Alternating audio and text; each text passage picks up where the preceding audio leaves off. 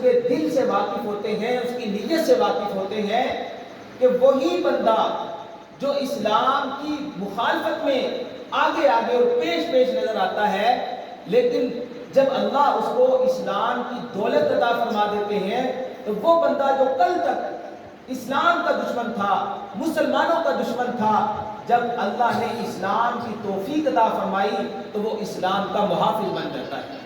اللہ رب العزت کس سے کام لے لے یہ تو اللہ ہی جانتے ہیں۔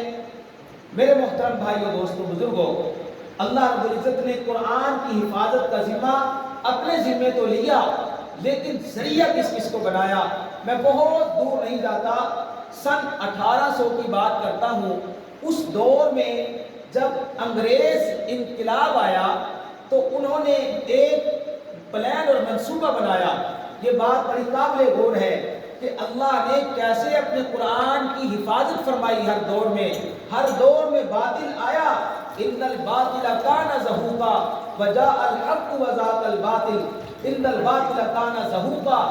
میرے محترم بھائیو دوستو، ہر دور میں باطل آیا، مختلف شکلوں میں آیا، مختلف انداز میں آیا اور حق کا مقابلہ کرنے کے لیے آیا، کبھی کس شکل میں کبھی کس شکل میں، لیکن اللہ نے اسلام کو، حق کو فتح عطا فرمائی۔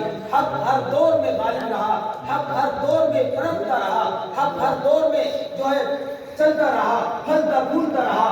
تو یہ 1800 کی بات میں آپ کو بتا رہا ہوں کہ انگریز نے پلان بنایا، منصوبہ بنایا کہ پوری دنیا سے قرآن کو ختم کر دیا جائے۔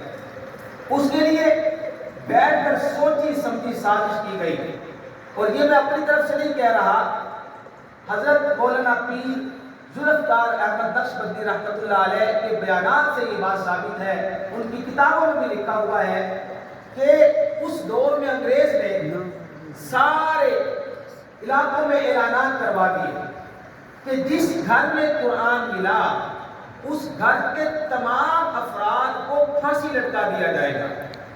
تو اب ظاہر ہے کہ سختی کی گئی، گھر گھر میں پولیس جا رہی ہے، تلاشیاں لی جا رہی ہیں، لوگوں نے قرآن جمع بھی کروا دیے اور کئی خاندانوں کو پھانسی بھی لگوایا گیا۔ اور پھر انہوں نے دوسرا یہ پلان اور منصوبہ بنایا کہ جہاں قرآن جو کتابی شکل میں موجود ہے اس کو اٹھا کر پھینک دیا جائے، نعوذ باللہ، کہیں جلا دیا جائے، دفن کر دیا جائے، وہاں وقت کے علماء کو بھی ختم کیا جائے۔ ظاہر ہے کہ علماء زندہ رہیں گے تو قرآن پھر زندہ رہے گا، قرآن کی تعلیم پھر چلے گی، پھر لوگ قرآن کی تعلیم حاصل کریں گے، پھر حفاظ پیدا ہوں گے۔ تو لہٰذا انہوں نے جڑ سے اکھاڑ دینے کا فیصلہ کیا۔ اب کیا کیا کہ ہر طرف علماء کرام کو پھانسی لگائی جا رہی ہے، ہر طرف علماء کرام کو ایسی دردناک سزائیں دی جا رہی ہیں کہ اگر کوئی دیکھ لیتا، کانوں کو ہاتھ لگاتا کہ آئندہ میں اپنے بچے کو حافظ قرآن نہ بناؤں، عالم قرآن نہ بناؤں۔ اب میرے محترم بھائیوں دوستوں، پشاور سے لے کر یہ کراچی تک جتنی یہ سڑکیں تھی، ان میں ہر میل کے بعد علماء کی لاشیں لٹکی ہوئی تھی، علماء کی جو ہے میتیں موجود تھیں۔ وجہ کیا تھی؟ جرم کیا تھا؟ یہ اللہ کے دین کی حفاظت کرنے والے تھے، قرآن کی تعلیم دینے والے تھے۔ تو جب انگریز نے یہ بھی زور لگا لیا، ہر طرف علماء کو پھانسی لٹکایا جا رہا ہے، آگے ہر طرف علماء کرام کو پھانسی لگایا جا رہا ہے، ہر طرف قرآن پڑھنے والوں کو ختم کیا جا رہا ہے، سوچی سمجھی سازش کے تحت قرآن کو ٹرکوں میں اٹھا کر دریاؤں کی نظر کر دیا گیا، اور انگریز یہ سمجھنے لگا کہ اب ہم نے دنیا سے قرآن کو ختم کر دیا۔ اس وقت کیا ہوا؟ علماء کرام بظاہر انہوں نے ختم کر دیے، لیکن جس کو اللہ رکھے اسے کون ختم کر سکتا ہے؟ اللہ نے قرآن کو بھی باقی رکھنا تھا، قرآن پڑھنے والوں کو بھی باقی رکھنا تھا، ان جگہوں کو بھی باقی رکھنا تھا جن جگہوں میں اللہ کا قرآن پڑھا جاتا ہے، یعنی مدارس۔ اب کیا ہوا؟